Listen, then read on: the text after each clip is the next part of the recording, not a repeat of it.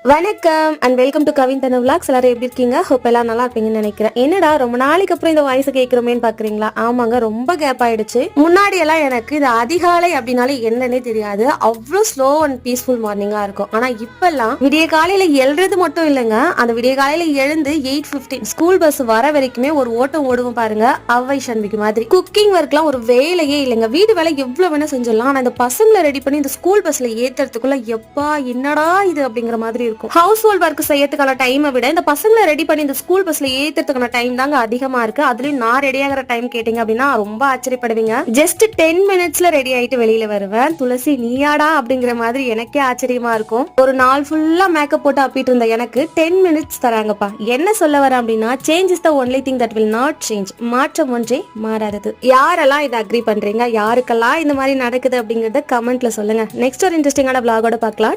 Bye from Thulasi.